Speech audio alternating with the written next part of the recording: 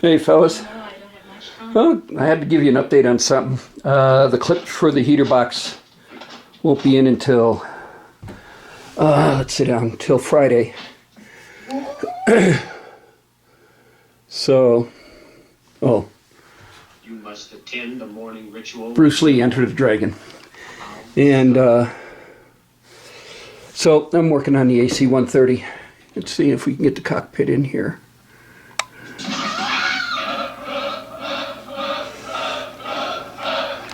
So, got that going, and I figured I'd show John Carrey a few things. Like I said, John, this is the solvent I use. And all the small parts, like this, when I glued these on, all these sensors and everything else, I went back to the tuba testers and pretty much used that. But primarily, everything is glued together with this. Every now and then I will use this, and it comes in different thicknesses and different set times, and it's, I don't know if you could see that, but I just call it CA, so you call it what you want.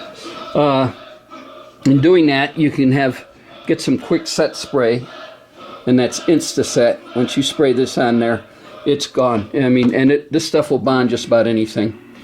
So if you use that stuff and you get around the clear parts, like, hold on, let's get over here. Like the canopy and this, in this case, the windscreen. And if I used any of that gluing in the windscreen, what you need to do, and hold on, here we go, we're going for a walk.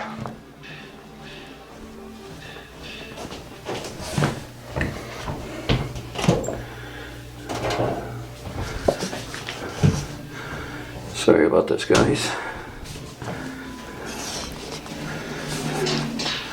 But what you need to do is coat the windscreen in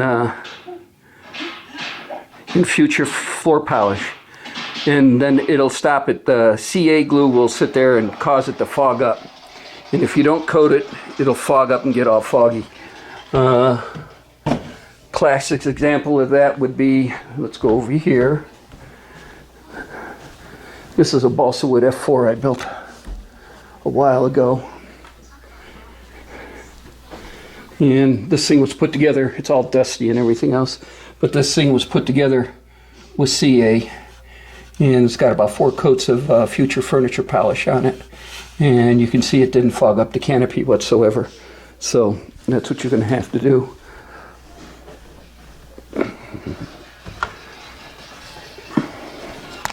Sorry about all this walking around, guys. Again, I have this for real fine parts. This light here. And this is all for John Carrey. He's getting into model building. So this here is also a magnifying glass. Mr. Lopo, I'm ready. A good set of these. And these are, as you can see, I've got myself a real pigeon here. Keep the action going for me, will you? What do you think, Roger? So, all this is filled with everything. Different glues and decal sets I have. This is all the enamel paint. This is all the acrylic paint I use. I haven't used that much acrylic, it's all been enamel. Tools. Tapes, clamps and more tools,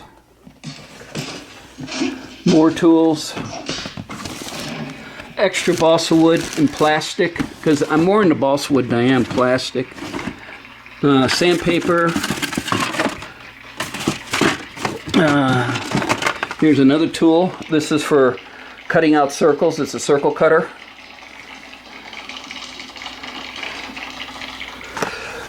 Out of plastic.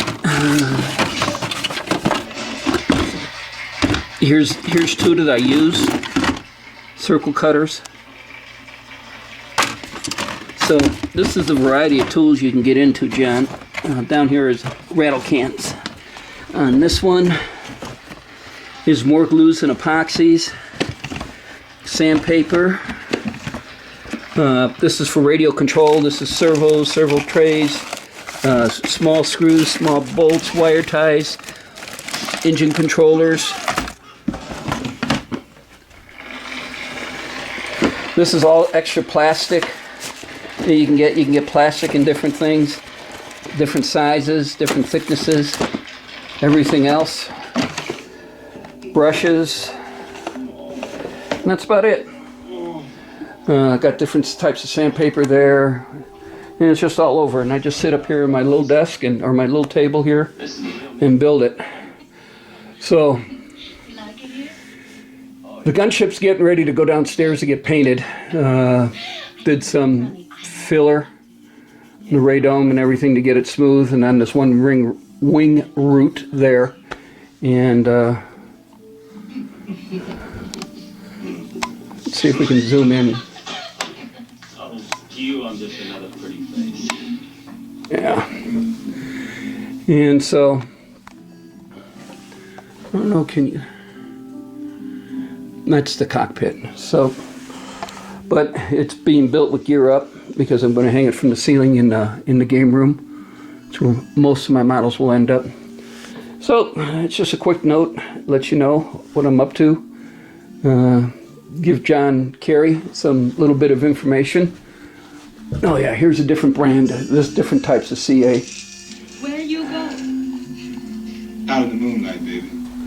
You get it in the light. This is gap filling. And if you sand this stuff down before it sets up really good, it's sandable, but once it sets up, it's some of the most nastiest stuff there is. Earlier today, I airbrushed the props. Still some flat black work that's got to be done on them. And we painted all the engine parts down there in the little...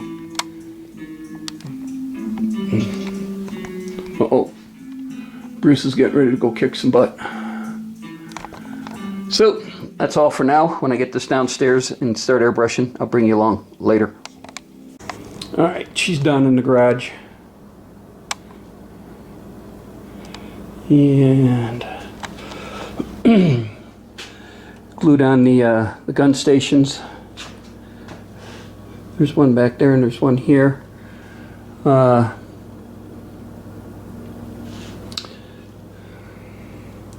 Different sensors, antennas went on. So we're going to get some paint mixed up. A lot of it, because we're going to paint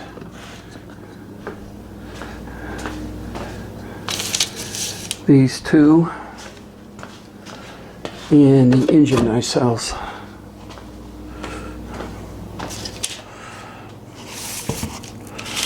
So we're probably going to mix up a big jar of it and sit there and use that, because I'm going to paint the tops and the bottoms, you know, of both parts, including the top of the fuselage and the bottom of the fuselage. So that's it in a nutshell, guys. So when I get more, I'll turn this back on later. Alright, fellas. She's drying. Once she's dry, then we'll flip her over and do the belly. Because we haven't got an underneath here, the wing roots and everything, and you can still see where it's really shiny that it's still drying. And yeah, so she's getting there. And the nacelles are all done. I want to spray the back sides too. And plus I already sprayed the back sides of these. You can see they're still glossy where they're still wet. This is a flat color. It's called gunship gray. And that's what they said to use, and that's what I'm using. So took one whole jar to do that and the nacelles. Big airplane. I think the wingspan's like about 3 feet, I'm not sure. But it's going to be a heavy model.